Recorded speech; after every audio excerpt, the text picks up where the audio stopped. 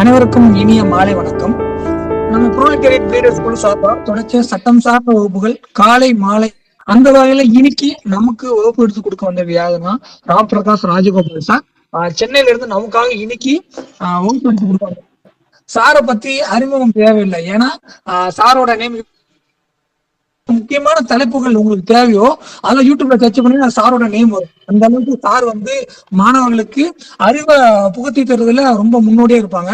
சார்ட்ட ஒரு எதார்த்தமா பேசினாலும் ஒரு அறிவை தெரிஞ்சுட்டு வருவோம். அந்த அளவுக்கு எந்த ஒரு சப்ஜெக்டா இருந்தாலும் அதை ஆழமா பார்த்து அந்த விஷயத்த புரிஞ்சக்கூடிய இது சார்ட்ட இருக்கு. அதை சொல்லிக் கொடுக்கக்கூடிய விஷயமும் நம்மகிட்ட சார அந்த அளவுக்கு நமக்கு உத்தியோகம் சொல்லி தர்றாங்க. எப்ப வகுப்பு கேட்டாலும் நான் சொல்லித்தரேன் கேட்கக்கூடிய சார் தன்மைப்படுத்தவங்க, எல்லாத்தையும் இனிமையா பழகக்கூடியவங்க. அந்த வகையில் இன்னைக்கு வகுப்பு எடுத்து கொடுக்கக்கூடிய தலைப்பு என்னன்னு பார்த்தோம்னா இஷ்யூஸ் இன் பிஎஸ்ஏ. அது என்னென்ன இஷ்யூ இருக்கு, புது சட்டத்துல என்னென்ன வேறுபாடுகள் இருக்கு அப்படிங்கிறது சம்பந்தமாகவும், அது அட்வொகேட்ஸுக்கு என்னென்ன ஃபேவரா இருக்கு அப்படிங்கிற சம்பந்தமாகவும் இன்னைக்கு சார் நமக்கு வகுப்பு எடுத்து கொண்டு வந்திருக்காங்க. வகுப்புல எதுவும் சந்தேகம் தான் முடிவுல கேளுங்க. சார் கேட்கக்கூடிய கேள்விகளுக்கு பதிலளிங்க. வெல்கம் சார், நம்ம வகுப்புல போலாம் sir. Thank you sir. Thank you. First of all இது ஒரு டிஸ்கஷன் செக்ஷன் மாதிரி கொண்டு போயிடலாம். ஃபர்ஸ்ட் நான் சார் ஆல்ரெடி சொன்ன மாதிரி இது ஒரு இஷ்யூஸ் தான். ஃபர்ஸ்ட் மிஸ்டேக்ஸ் நாங்க யோசிச்சோம் போடலான்னு. நான் பேசுறது கேட்குது இல்ல, தெளிவா இருக்குல்ல? இந்த இந்த சவுண்ட் போதும்ல? Right, okay. நாங்க பேசணும் மிஸ்டேக்ஸ் ஃபர்ஸ்ட் ட்ரை பண்ணோம். அப்போ மிஸ்டேக்ஸ் இன் பிஎஸ்ஏன்னு போடுறதா அப்படின்றத பார்த்தா அப்போ யோசிச்சோம் சார், இல்ல ஒரு பார்ட்டிக்கு ஃபேவரா இருக்கு, நாம ஒரு சில சேஞ்சஸ் இவங்க கொண்டு வந்திருக்கிறது, ஆனா இன்னொரு பார்ட்டிக்கு அன்ஃபேவராகவே இருக்கு. அப்படிங்கும்போது இது ஒரு இஷ்யூவா தான் பார்க்கணும். ஃபர்ஸ்ட் இது this is still a brainchild of James Fitz James Stephen. அவரத மாத்துறதுக்கு இவங்களுக்கு முடியல. ஃபர்ஸ்ட் தான் பாரத்ன்ற பேரை தவிர வேற எதாவது அவங்க மாத்த முடியல இவங்களால. மற்றபடி இது ஸ்டில் அவரோட பிரெயின் சைல்டு தான். கமா ஃபுல் ஸ்டாப் வரைக்கும் அதே தான் இவங்களால புதுசா சட்டம் எழுத முடியல. இதை ஃபர்ஸ்ட் நம்ம சொல்லிடலாம். இப்போ இதுல என்ன பண்ணிருக்காங்கன்னா, நான் எல்லா இடத்துலயும் சொல்றதுதான், உண்மையாலுமே நார்த் இந்தியன் லாயர்ஸுக்கு விவரம் பத்தலையா, இல்ல அவங்க சீரியஸா இங்கிலீஷை ஒழுங்கா இங்கிலீஷ் டு ஹிந்தி அவங்க டிரான்ஸ்லேஷன் பண்ண கூட ஒழுங்கா பண்ண தெரியலையா, இல்ல அவங்க ட்ரையலே தெரியாம ஒன்லி யாராவது இங்க இந்த ரிசர்ச் பர்சன்ஸை கூப்பிட்டு இந்த டிராப்டை படிச்சு காட்டி சின்ன சின்ன மிஸ்டேக்ஸ் பண்ணிருக்காங்களா, அது எந்த அளவுக்கு இம்பாக்ட் ஆகுது அப்படிங்க கொண்டு வந்திருக்க தெரியாமையே இந்த மிஸ்டேக்ஸ் எழுதியிருக்காங்களா அப்படின்றது எனக்கு புரியல. இது ஏன்னா இதுல டிஸ்கஷனே கிடையாது. அப்படிங்கும் பொழுது டிஸ்கஷன் வச்சிருந்தாதான் செக்ஷனா டிஸ்கஸ் பண்ணிருப்பாங்க, அதுல என்னென்ன மிஸ்டேக்ஸ் இருக்குன்னு சொல்ல முடியும். இப்போ நான் சொல்ல போறது குறிப்பா 3 இஷ்யூஸ் தான். இந்த 3மே எப்படி இவங்க விட்டாங்க அப்படிங்கிறது எனக்கு புரியல. இந்த 3த்துலயும் எந்த அளவுக்கு அது ட்ரையலை பாதிக்குங்கிறது ஜுடிஷியல் ஆபீசர்ஸ் இனி அவங்க கையில தான் இருக்கு. ஜுடிஷியல் ஆபீசர்ஸ் இதை எப்படி திருத்த போறாங்களோ அதை பொறுத்துதான் இந்தியா அளவுல இது மாற்றங்கள் கொண்டு வரும். நான் ஸ்டில் எனக்கு சீரியஸா, ஏன்னா தமிழ்நாடை பொறுத்த வரைக்கும் லாயர்ஸ் ரொம்ப அப்டேட்டடா இருக்கிற மாதிரி தான் எனக்கு தெரியுது. இது it has been drafted by using some of the research persons north இந்தியாவோ ஒரு சந்தேகம். ஏன்னா இங்க இருக்கிறவங்க எல்லாருமே சொல்லி வச்ச மாதிரி இந்த விஷயம்ஸ் மிஸ்டேக்ஸ் இஷ்யூஸ் கண்டுபிடிச்சு சொல்றாங்க. ரைட், என்னென்ன இஷ்யூஸ் இதுல இருக்கு முதல்ல அதை பார்ப்போம். அக்கம்ப்ளிஸ், அப்ரூவர், அக்கம்ப்ளைஸ் சொல்றது. ரெண்டாவது இன்ஃபார்மர். முடிச்சுட்டாங்க இதை. லாஸ்ட் பிஎன்பிஜே ஒரு கூட்டத்திலே சொன்னாங்க, நீங்க எல்லாம் மூட்டை கட்டிட்டு போங்கன்னாரு. இவங்களெல்லாம் போலீஸ் எல்லாம் மூட்டை கட்டிட்டு போங்க அப்படின்னாரு அவங்க. லாஸ்ட் பிஎன்பிஜே முடிச்சுட்டாங்க அவங்க. போலீஸோட இது விச் ஃபேவர்ஸ் அக்யூஸ்ட் அது வருது.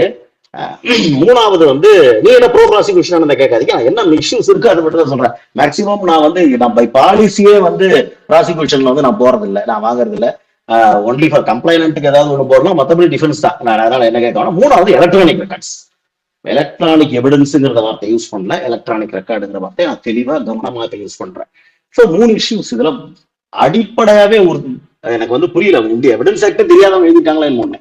ஒன்னு என்டையர் ஆக்டை சேஞ்ச் பண்ணிருக்கோம், ஸ்டில் அவரோட பிரெயின் சைல்டாவே வச்சுக்கிட்டு இதுல இருக்கிற வார்த்தைகளை மட்டும் ஒரு 2 எழுத்துலாம் எந்த அளவுக்கு மாறி இருக்குங்கிறது இதுல இருக்கு. ஸோ 1 அப்ரூவர், அதாவது அக்கம்ப்ளிஸ். ரெண்டாவது இன்ஃபார்மர். மூணாவது எலக்ட்ரானிக் ரெக்கார்ட்ஸ் எவிடன்ஸ். அதை பொறுத்தான் நான் 3மே நான் ரொம்ப இன்டெப்தா போறது இல்ல.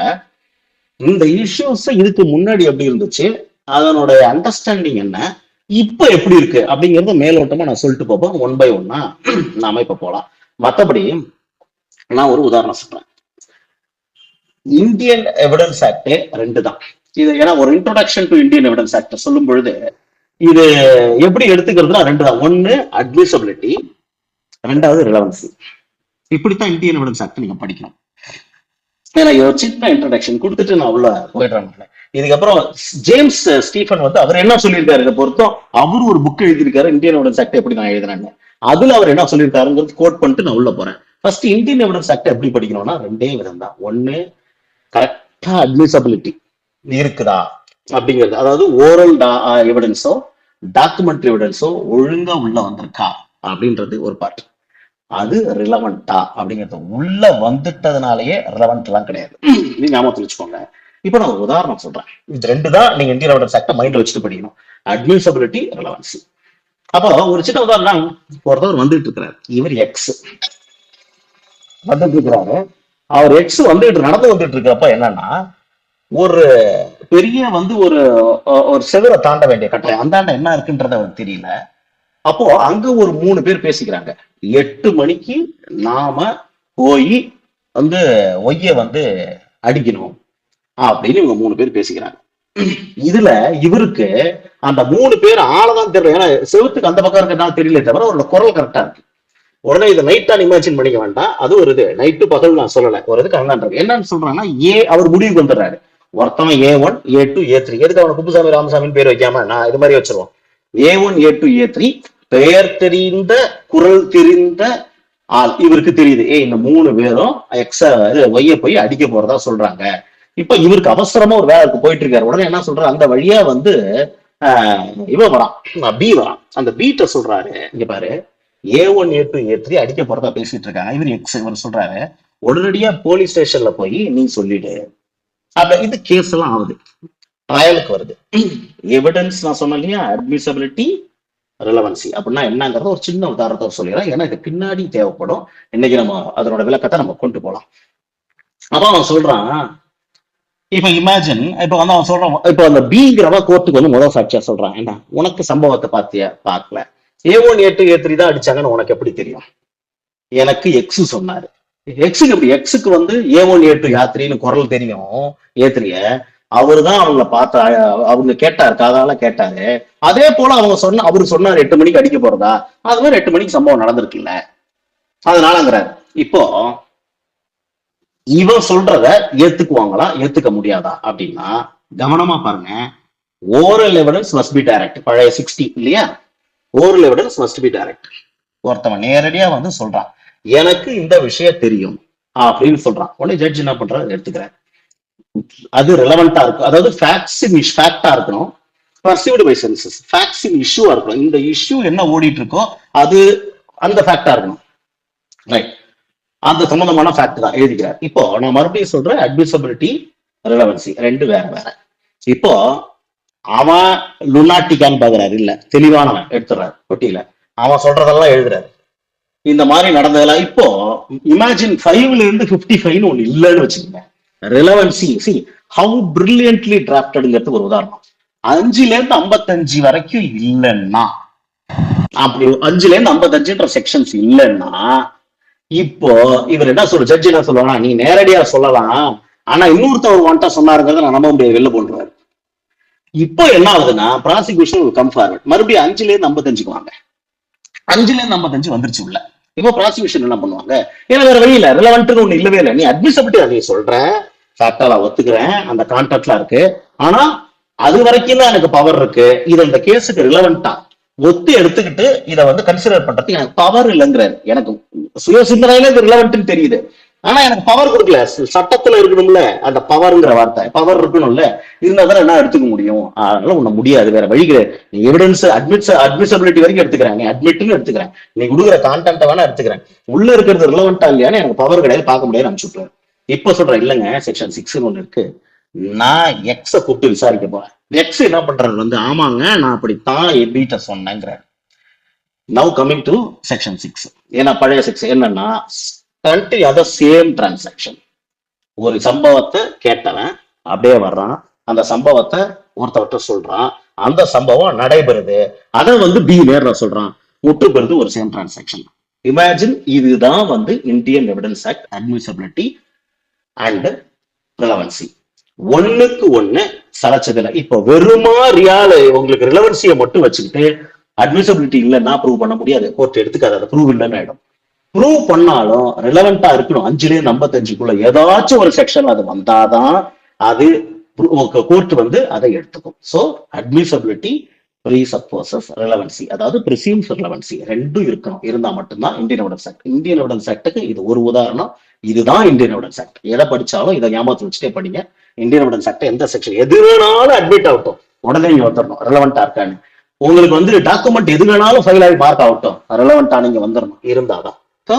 இப்ப உள்ள போலாம். இப்ப நம்ம இஷ்யூஸ்ல போலாம். நான் ஆரம்பத்துல ஜேம்ஸ் ஸ்டீஃபன் என்ன சொன்னாரு அப்படின்னா, நான் என்ன இந்தியன் எவிடன்ஸ் ஆக்ட் எழுதுறேங்கிறத 4 பாயிண்ட்ல சொல்றேன் அப்படின்னு எழுதுறாரு. ஒண்ணு என்னன்னா, ஃபேக்ட்ஸ சப்ஸ்டான்டிவ் அஃபென்ஸுக்கு தகுந்த மாதிரி ப்ரூவ் பண்ணணும். இது ஃபர்ஸ்ட். அதாவது சப்ஸ்டான்டிவ் அஃபென்ஸ்ல ஒரு கொலை நடக்குதுன்னா, ஏ பிய மர்டர் பண்ணா, ஏ பிய பத்தி கையில கட்டை எடுத்தான், ஏ பிய அடிச்சான், ஏ பி கீழே சுருண்டு விழுந்தான், பி சுருண்டு விழுந்தான், ஏ பி அடிச்சா பி சுருண்டு விழுந்தான், பி ஹாஸ்பிட்டல் எடுத்துட்டு போனாங்க, பி அங்க இறந்துட்டான். சோ இவன் அடிச்சதுதான் அவன் இறப்புக்கு காரணங்கிறது ஃபேக்ட் பை ஃபேக்ட். இதுல அடிக்கிறது இறக்குறதுங்கிறது செக்ஷன் 300 302 அஃபென்ஸ் 301 உங்களுக்கு வந்து 4லயோ வருது, 302லயோ வருது. இதுல கொண்டு வந்து இதுதான் அஃபென்ஸ். சோ இதுல இது சப்ஸ்டான்டிவ். சப்ஸ்டான்டிவ்னா எது அஃபென்ஸோ அது சப்ஸ்டான்டிவ். போக்சோவா பொண்ணு வந்து பெனட்ரேட்டிவ் செக்ஷுவல் அசால்ட், பொண்ணு பெனட்ரேட்டிவா தொட்டுட்டாங்க, வேற ஏதாவது தொட்டுட்டாங்க, அசால்ட் பண்ணிட்டாங்க, அது போக்சோ. அதுல என்னென்ன ஃபேக்ட் நிரூபிக்கணும் அப்படிங்கிறது ஃபர்ஸ்ட், அந்த அஃபென்ஸுக்குரிய ஃபேக்டை நிரூபிக்கணும். இது ஃபர்ஸ்ட். அந்த அதாவது ரெண்டாவது, அதுக்கு என்ன விதமான ஃபேக்டை கொடுக்கணும், அதுக்கு என்ன விதமான அந்த ஒவ்வொரு ஃபேக்டுக்கும் என்னென்ன ப்ரூஃப் கொடுக்கணும், ஓரல் எவிடன்ஸாவோ டாக்குமெண்ட்ரி எவிடன்ஸா அப்படிங்கிறது ரெண்டாவது பாயிண்ட். மூணாவது என்னன்னா, அதை யார் கொடுக்கணும், கோர்ட்ல. நாலாவது எப்படி கொடுக்கணும். இந்த 4 தான் நான் இந்தியன் எவிடன்ஸ் ஆக்ட்ல எழுதியிருக்கேன் அப்படின்றாரு, வேற எதுவும் இல்லை. அதாவது சப்ஸ்டான்டிவ் அஃபென்ஸ் என்ன இருக்கோ அதை ப்ரூவ் பண்ணணும் ஒண்ணு, அதை எப்படி ப்ரூவ் பண்ணணும், ஓரலா டாக்குமெண்ட்ரியானு யார் கொடுக்கணும், அதை எப்படி கொடுக்கணும், இவ்வளவுதான் நான் சொல்லியிருக்கேன். சோ இந்தியன் எவிடன்ஸ் ஆக்டுக்கு இதுதான். இது அவர் ஒரு புக்ல எழுதியிருக்கிறாரு. காப்பி கொடுத்துறேன். சரி, இப்போ நம்ம கமிங் டு த இஷ்யூஸ். இதை மனசுல வச்சுக்கிட்டு நம்ம இஷ்யூஸ் கிட்ட போனோம்னா ஈஸி ஆயிடும். ஆரம்பத்துல சொன்ன மாதிரி 3 மிஸ்டேக்ஸ் பண்ணிருக்காங்க. அது இஷ்யூஸா நான் கொண்டு போறது காரணம், அவங்க மிஸ்டேக் பண்ணது 2 பேருக்கு பாதகமா இருந்தா மிஸ்டேக்ஸ், பட் ஒரு ஆளுக்கு அது ஃபேவரா இருக்கிறதுனால இஷ்யூஸ் நான் கொண்டு போறேன். ஒண்ணு வந்து அக்கம்ப்ளிஸ், இன்ஃபார்மர், ரெண்டாவது இன்ஃபார்மர், மூணாவது எலக்ட்ரானிக் ரெக்கார்ட்ஸ். என்ன சிக்கல் வரும்னு நான் சொல்றேன். அது எல்லாருமே ஒரு மாதிரி சொல்றாங்க, நான் ஒண்ணு சொல்லிடுறேன். ஏன்னா எல்லாரும் சொல்றாங்க, நானும் சொல்றேன், அவ்வளவுதான். அதுல ஒண்ணு ரைட். இப்போ நான் சொல்ல போறத நீங்க நான் as per law, as per செக்ஷன்ஸ்ல, ஆஸ் பர் ஜட்மெண்ட்ஸ் படிச்சு பார்த்துட்டு இந்த மிஸ்டேக் செக்ஷன்ஸ் இருக்குன்னு நான் சொல்றேன். இதை நீங்க யாராவது இது உங்களுக்கு வந்து கிரிட்டிசைஸ் பண்றீங்கன்னா ப்ளீஸ் கம்ஃபரண்ட், எனக்கு அது தேவைப்படுது. பட் மேக் ஷியூர் ஒரு லைன்ல வந்து இதை நான் ஒத்துக்கிறேன் ஒத்துக்க மாட்டேன்னு சொல்லாம, நீங்க அப்படி ஏதாவது மாத்து சொல்ல ஒத்துக்கிட்டாலும் நீங்க எந்த இடத்துல வந்து என்னோட கருத்துக்கு ஒத்து வரீங்க அப்படின்றத கடைசியா சொல்லுங்க. நீங்க மறுத்தாலும் எதை பேஸ் பண்ணி நீங்க மறுக்கிறீங்கன்ற சொல்லுங்க. ஏன்னா இது ஒரு டிபேட்டுங்கிறதுனால நிறைய பேர் கேட்க போறாங்க, கேட்பாங்க. அதை சொல்லிடுங்க, நான் இப்பவே சொல்லிடுறேன். ஏன்னா ஃபைனலா நம்ம தான் போறோம். ஃபர்ஸ்ட் அக்கம்ப்ளிஸ் இதை பொறுத்த வரைக்கும் இப்ப நாம என்ன இஷ்யூஸ் பொறுத்த வரைக்கும் பாக்குறதுக்கு முன்னாடி 4 செக்ஷன்ஸை கவனமா வச்சுங்க. ஒண்ணு, இப்ப நான் சொல்ல போறது எல்லாமே பிஎஸ்ஏ செக்ஷன்ஸ் தான். ஒன்னு செக்ஷன் 24, ரெண்டாவது 119 சப்செக்ஷன் 1 இல்லஸ்ட்ரேஷன் பி, மூணாவது 124, நாலாவது 138. இந்த 4 செக்ஷனும் தரவா இருந்தாதான் அக்கம்ப்ளிஸ்னா என்னன்னு ஓரளவு புரிஞ்சுக்க முடியும். சரி, நம்ம அதுக்குள்ள போலாம். நான் அக்கம்ப்ளிஸ் போனா என்ன அப்படின்னா என்ன, அதனுடைய இது உள்ள அது அப்ரிசியேஷனுக்குலாம் நான் போகவே இல்லை. என்ன இஷ்யூஸ்ங்கிறதுக்கு இது 4 செக்ஷன் தேவை. அதோட ஆர்டிகிள் 20 சப் கிளாஸ் 3 இது வந்துடணும்.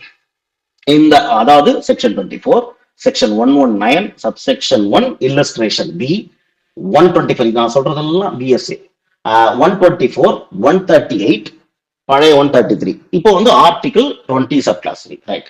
இதுல 124 என்னன்னா, it's plays a crucial role. எந்த ஒரு ஜட்ஜிக்கும் 3 பவர்ஸ் இருக்கு, அவரோட வல்லமைகள். ஒன்னு செக்ஷன் 5, பழைய செக்ஷன் 5 நான் சொல்றேன். என்னன்னா, எது ரிலவெண்டோ அந்த ரிலவெண்ட்டை எதை வேணாலும் அவர் எடுத்துக்கொள்ளலாம் ரெக்கார்ட்ல. அப்படின்னா என்ன, ரிலவெண்ட் எல்லாம் எடுத்துக்க முடியாது, ரெக்கார்ட்ல மறுக்கலாம் அவர் அதாவது ரெக்கார்ட்ல என்ன பண்ணுவாரு, இவருக்கு சொல்றாங்க இந்த கேள்வி வந்திருக்கு, இந்த கேள்வி வந்து ரிலவெண்டே இல்லைன்னு ரிஜெக்ட் பண்ணலாம். அந்த மாதிரி அவருக்கு பவர் இருக்கு. ஒண்ணு. ரெக்கார்ட்ல கொண்டு டிஸ்அலோவ் பண்றதுக்கு ஜட்ஜுக்கு பவர் கிடையாது. அது நம்ம கிராஸ் எக்ஸாமினேஷன் சீஃப் எக்ஸாமினேஷன்லாம் போலாம். இல்ல நீங்க சொல்றதை அடிக்க மாட்டேன்னு சொல்றதுக்கு ஜட்மெண்ட் பவர்ல ஜட்மெண்ட்டே வந்தாச்சு. அதுக்கு டிஸ்அலோவ் பண்ண முடியாது, ப்ரிஜுடைஸ் ஆகும், ஜாக்கிரதை எல்லாத்தையும் ரெக்கார்ட் பண்ணுங்கன்னா வந்துருச்சு. சார் அதுக்குள்ள போல சுப்ரீம் கோர்ட்டே கொடுத்துட்டாங்க, நம்ம அதுக்குள்ள போனா இது அது இல்ல. பட் ஒரு இதுக்கு தேவையா ரிலவெண்டா இருக்கிறதுனால அதுல கொண்டு வரேன். சோ எதை வேணாலும் மறுக்கலாம், அக்செப்ட் பண்ணிக்கலாம். ரிலவெண்டா இருந்ததுன்னா அக்செப்ட் பண்ணிக்கலாம், இல்லைன்னா மறுக்கலாம். ரெண்டாவது, எதை வேணாலும் அட்மிட் பண்ணலாம், மறுக்கலாம். அது கேஸுக்கு தகுந்த இல்லைன்னா மறுக்கலாம். எதை வேணாலும் அட்மிட் பண்ணலாம். அது 136, பழைய 136. மூணாவது 118, யார் வந்து டெஸ்டிமோனி கொடுத்தாலும் எடுக்கலாம், எக்ஸெப்ஷன்ஸ். அதுதான் இங்க 124. மத்த ரெண்டு பவர்ஸ். அப்புறம் இது 124 என்னன்னா பழைய 118, அதாவது who may testify, கோர்ட்ல யார் வந்து டெஸ்டிமோனி, அதாவது ஒரு வழக்க பார்த்து ஃபேக்ட்ஸ் இஷ்யூஸ் அதை அவங்க சொல்ல முடியும், ஸ்டேட்மெண்ட் கொடுக்க முடியும். அப்படின்னா எக்ஸப்ட் லுனாட்டிக் இல்லஸ்ட்ரேஷன். இந்த லுனாட்டிக் அப்படிங்கிறது இப்ப அன்சவுண்ட் மைண்ட்னு மாத்திருக்காங்க 124ல. இட்ஸ் ஓகே, அது இது ஒன்றும் பெரிய இஷ்யூ வேணும், அதுக்குள்ள போல, அது ஒரு இஷ்யூ எடுத்துக்கல. லுனாட்டிக் அதாவது அன்சவுண்ட் மைண்ட் இல்லாதவங்க தவிர்த்து மத்த யாரை வேணாலும் ஃபேக்ட் சம்பந்தமா விசாரிக்கலாம். அதாவது இந்த வல்லமை அவருக்கு இருக்கு. So that is a power what he has empowered. The section empowered the judicial officer to examine any person, ask him to come and give testimony regarding the facts and issue. அதை அவர் கொடுக்கலாம். ஒண்ணு. இப்போ இதுக்கும் அப்ரூவருக்கும் என்ன சம்பந்தம் அப்படின்னா 138ல பாத்தீங்கன்னா அது அப்படியே வந்து இப்ப இருக்கிற 138 பழைய 133 என்ன வரும்னா, இது வந்து ஹார்மோனிக்ஸா ஜக்ஸ்டபோஸ் சிஸ்டம் பக்கத்துல படிச்சீங்கனாலே உங்களுக்கு ஈஸியா இருக்கும். அதுல என்ன சொல்லியிருக்காங்கன்னா, அக்கம்ப்ளிஸ் இஸ் ஆல்சோ ஏ காம்படன்ட் விட்னஸ்ன்றாங்க. அங்கத்தான் எல்லாத்தையும் சொல்லியாச்சு இல்ல, யார வேணாலும் அதை எக்ஸப்ட் லுனாட்டிக் யார வேணாலும் விசாரிக்கும். அப்படின்னா அன்லஸ் இங்க பிளாக் பண்ற வேற ஏதாச்சும் தடுக்கிற வரைக்கும் யார் வேணாலும் டெஸ்ட் பண்ணி கொடுக்கலாம். அந்த கேஸ் சம்பந்தமா ஜுடிஷியல் ஆபீசருக்கு வந்து அது கவலை கிடையாது, அன்லஸ் அவருக்கு லுனாட்டிக் அல்லாத வரைக்கும், அது அன்சவுண்ட் பர்சன் அல்ல வரைக்கும். அப்புறம் இங்கேயே திருப்பி கொடுத்துருக்காங்கன்னா, ஸ்டீஃபன் வந்து என்ன பண்றாருன்னா, இது தப்பா எடுத்துட போறாங்க, அதனால வந்து அக்யூஸ்டும் அப்ரூவரா மாறினா அவரும் காம்படன்ட் விட்னஸ் தான் அப்படின்னு ஞாபகப்படுத்துறாரு 133. சார் இது வச்சுக்கோ. இது செக்ஷன் 24 நான் சொன்னது 124 முன்னாடி. இப்போ 24 பழைய 30 co accused confession. Co accused அப்படிங்கிற வார்த்தை வராது. Co accused, extra judicial co accused confession, extra judicial confession அப்படிங்கிற வார்த்தை எல்லாம் இல்ல, அதெல்லாம் ஜுடிஷியல் மைண்ட்ல தான். கன்ஃபெஷன் இருக்குது, போலீஸ்ட கொடுக்குற கன்ஃபெஷனை பத்தி இருக்கு. அவ்வளவுதான். அப்போ வந்து நான் ஆல்ரெடி said 5ல இருந்து 55க்குள்ள இது வருது. அப்போ கோர்ட்ல நேரடியா இவங்க கொடுக்காதது, வேற யாருக்கிட்டயோ கொடுத்தத இவங்க கோர்ட்டு சரியா தப்பான்னு பார்க்கும். லாஜிக்கே இல்ல. 164ல கூட்டிட்டு போய் ஒரு மேஜிஸ்ட்ரேட் கிட்ட விடுறாரு, அப்ப கோர்ட்ல தானே அது கொடுத்த கன்ஃபெஷன். அப்ப எங்க அதை எப்படி மறுபடியும் இன்னொரு கோர்ட் வந்து என்ன பண்ண போதா, சரியா தப்பா அப்படின்னா, now coming back once again, அது 164 வந்து இன்வெஸ்டிகேஷன் டைம்ல மட்டும்தான் கொடுக்க முடியும். 164 கொடுக்க முடியும். அந்த 164ல மேஜிஸ்ட்ரேட் எடுக்கிறது ஒரு ஸ்டேட்மெண்ட், அதுல கிராஸுக்கு வழி இல்லை. So it is not an evidence, வழி இல்லை, அது ஸ்டேட்மெண்ட். அது சரியா கொடுத்திருக்காங்களா இல்லையா அப்படிங்கிறத முடிவு பண்றது ட்ரையல். ட்ரையல்ல ஜட்ஜ் முடிவு பண்ணனா ரிலவெண்டா அவருக்கு அதை பவர் வேணும், அதை கன்சிடர் பண்ற பவர் வேணும். அந்த பவர் தான் செக்ஷன் 24 பழைய 30. அப்போ கோ அக்யூஸ்ட் கன்ஃபெஷன் கொடுக்கறதுக்கு வழி இருக்கு. அது மேஜிஸ்ட்ரேட் வேற ஒருத்தவங்ககிட்ட கொடுக்கறது, இந்த ஜட்ஜு கிட்ட நேரடியாக அவங்க கொடுக்கல, வேற ஒரு ஜட்ஜு கிட்ட கொடுத்தத கன்சிடர் பண்ணலாமா கூடாதான்னா தாராளமா அதை எடுத்துக்கிறதுக்கு செக்ஷன் 24 கொடுக்குது. செக்ஷன் 24க்குள்ள என்ன பாக்குறோம்னா பாருங்க, அதை ரெண்டு கொடுக்கும். ஒண்ணு கன்ஃபெஷன் பத்தி பேசுது, ரெண்டாவது என்னன்னா ஜாயிண்ட் ட்ரையல் நடக்கும் பொழுது அது செக்ஷன் 24 அக்யூஸ்ட் அப்ரூவர் முன்னாலே மோர் தென் 1%. அதான் ஆரம்பத்தில் சொன்ன மாதிரி இது வந்து நான் அப்ரூவர் கிளாஸ் இல்ல, நான் எடுக்க போறது இல்லை, நான் சாதாரணமா கொண்டு போறேன், அதுல அதை கொண்டு ஒண்ணு அதுல கொண்டுட்டு வந்துட்டு இருக்கேன். சோ மோர் தென் 1%, ஏன்னா அந்த வார்த்தைக்கு வருது 1 ஆர், அதாவது மோர் பர்சன்ஸ் தென் 1 அப்படின்ற வார்த்தை யூஸ் பண்றதுனால tried jointly, being tried jointly. இந்த இடத்துல அப்படி இருந்தா ஒரு அக்யூஸ்ட் மத்தவங்களை பத்தி மத்த அக்யூஸ்ட் பண்ணாத இந்த அஃபென்ஸ், எந்த அஃபென்ஸுக்கு ஒரு மர்டருக்கு ட்ரை பண்றாங்கன்னா ஒரு அக்யூஸ்ட் 3 பேர் அக்யூஸ்டா போட்டிருக்காங்க, ஒரு அக்யூஸ்ட் A1 A2 A3. நான் சொன்ன ஏற்கனவே உதாரணத்துல 3 பேர். ஆமாங்க எனக்கு தெரியும், நான் தான் இருந்தேன், கட்டை எடுத்து கொடுத்தது நான் தான், A2 A3 அடிச்சாங்க, நாங்க 3 பேரும் பிளான் பண்ணோம் அவங்கள கொல்லணும் அப்படின்னு அவன் சொன்னான்னா அது ஜாயிண்ட் ட்ரையலா இருந்தா அதுல எடுத்துக்கலாம். இப்ப வாட் இஸ் ஜாயிண்ட் ட்ரையல் பாருங்க. ஜாயிண்ட் ட்ரையலுக்கு நம்ம சார்ஜ் ஃப்ரேமிங்க்கு தான் போகணும். நான் அதை சிம்பிளா கொண்டு வந்து எது இவ்வளவு நாள் எது தப்பா இருக்கிறாங்களோ அந்த மிஸ்கன்செப்ஷன் போகிறதுக்காக அதை கொண்டு வரேன். ஒரே ஆள் மேல ஒரு ஃபைனல் ரிப்போர்ட்ல 10 சிசி போடுவாங்க, அப்படி போடலாம், தப்பு கிடையாது. ஒரே அக்யூஸ்ட் ஒரு ஃபைனல் ஒரு மிஸ்அப்ராப்ரியேஷன் ஒரு ட்ரஸ்ட்ல பணத்தை திருடுறாங்கன்னு வச்சுங்க, அதுல சிசி 1 அதுல வந்து அவன் ஒரு வருஷம், அதாவது இப்போ 2014 இருந்து 2020 வரைக்கும் உள்ள 6-7 வருஷத்துல ஒவ்வொரு வருஷத்துலயும் எவ்வளவு திருடி இருக்கான் அப்படிங்கறத தனித்தனி ஃபைனல் ரிப்போர்ட்டா போடுவாங்க. ஒரு ஃபைனல் ரிப்போர்ட்டா தனித்தனி கேஸா போடுவாங்க. CC number 1, CC number 2. இப்போ டிஃபென்ஸ் கவுன்சில்ஸ் என்ன வந்து ஃபைல் பண்ணுவாங்களா, கிளப்பிங் த ட்ரையல்னு போடுவாங்க. ஒரு விஷயமே கிடையாது. அதான் ஜாயிண்ட் ட்ரையல்ன்ற பேர்ல வேற போடுவாங்க. அதுவும் கிடையாது. ஜாட் இஸ் ஜாயிண்ட் ட்ரையல்னா ஒன் ஆர் மோர் பர்சன்ஸ் ஒரே குற்றத்துக்காக ஒரே கோர்ட்ல ஒரே சிசி நம்பருக்கு எஸ்சி நம்பருக்கு நடைபெறதுல தட் இஸ் ஜாயிண்ட் ட்ரையல். மற்றதெல்லாம் கிளப்பிங் ஆஃப் ட்ரையல், அதுக்கு ப்ரொவிஷனே கிடையாது சட்டத்துல.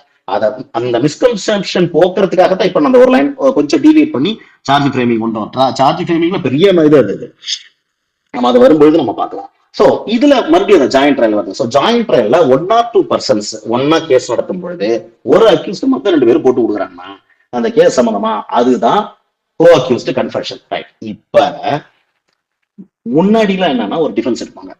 என்ன எடுப்பாங்கன்னா, ஒருத்தன் ஓட விட்டுருவோம், ஆளை காணாம போயிடுவான். அப்படி எல்லாம் வாங்கினது அப்புறம் யார் கன்ஃபெஷன் கொடுக்குறான்னு ஓடி போயிடுவான் எங்கேயாவது.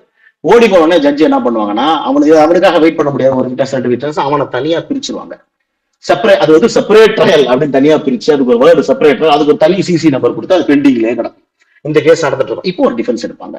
பாருங்க, ட்ரைடு ஜாயிண்ட்லி. ஜாயிண்ட் ட்ரையல்னா என்ன, ஒரே இதுல எல்லாரும் நடத்துறதானே. அங்க பாருங்க, அவனை பிரிச்சாச்சு. பிரிச்சதுக்கு அப்புறம் கிளப் பண்ண வழி கிடையாது. அதனால அந்த அக்யூஸ் தான் எங்களை பத்தி கன்ஃபெஷன் கொடுத்தான், அவனுதை கன்சிடர் பண்ணக்கூடாது, எங்களை விட்டுருங்க அப்படின்னா அதை ஜட்ஜஸ் கன்சிடர் பண்ணுவாங்க. ரைட், அது ஜாயிண்ட் ட்ரையல் கிடையாது, அது தனியா பிரிச்சாச்சு. அப்ப இது ஒரு பெரிய டாக்டிக்ஸ் இந்தியா முழுக்க எடுத்தாங்க. அதை இதுல ஒழிச்சிட்டாங்க. என்ன பண்ணாங்கன்னா, இது மாதிரி அக்யூஸ்ட் பிரிஞ்சா கவலைப்படாத, அதுல இருக்கிற ஸ்டேட்மெண்ட் வந்து ஆல்ரெடி கொடுத்துட்டானே, அதை எடுத்துக்க சொல்லிட்டாங்க. சட்டத்திலே இதை இடம் கொண்டு வந்துட்டாங்க, இதுல கொண்டு வந்துட்டாங்க. சோ அதுதான் வந்து செக்ஷன் 24ல எக்ஸ்பிளனேஷன் 2 ஆட் பண்ணிட்டாங்க. இது இஷ்யூ ஆனா ஒருத்தவங்களுக்கு இஷ்யூ இல்ல. சோ இது மிஸ்டேக்கா கொண்டு போக முடியல. ரைட். எந்த இடத்துல இஷ்யூ வருது அப்படின்னா இதுக்கு அப்புறம் தான். இதுக்கு வந்து ஏற்கனவே வந்து அந்த மாதிரி பழைய லாவில வந்து ஜாயிண்ட் ட்ரையலா வந்து அக்யூஸ்ட் தனியா போனதுக்கு அப்புறம் அதை ஜாயிண்ட் ட்ரையல் கிடையாது, செப்பரேட் ட்ரையல். அவரோட கன்ஃபெஷன் வந்து எங்களுக்கு நீங்க எடுத்துக்கூடாதுன்றது ஏதாவது ரூலிங் இருக்கா? லேட்டஸ்டா நான் ஒன்று தந்துடுறேன். Murugan versus state. அதுக்கப்புறமா இது மாறுது. Murugan versus state of inspector of police, criminal appeal number 111 of 2019, Madras division bench. இது Murugan versus state represented by Inspector of Police, criminal appeal number 111 of 2019, date வந்து 12/4/2023. 12/4/2023. இதுல என்னன்னா, co-accused confession can be considered only if the accused are tried jointly. ஒன்னா try பண்ணா தான் அந்த consider பண்ண முடியும் அப்படின்னு சொல்றாங்க. ரைட். இப்போ என்னன்னா, இப்ப நாம ஒரிஜினல் இதுல வேற என்ன சிக்கல் இருக்கு இதுலனா, இப்ப நான் சொன்னது அக்யூஸ்டுக்கு எதிரான சிக்கல், ப்ராசிக்யூஷன் எதிரான சிக்கல். பாருங்க, பழசு வந்து 114ல பிரிசம்ஷன்ஸ் எல்லாம் வரும், இது உங்களுக்கு தெரியும். எக்ஸ்பிளனேஷன்ல இல்லஸ்ட்ரேஷன்ல பிரிசம்ஷன் கொடுப்பாங்க.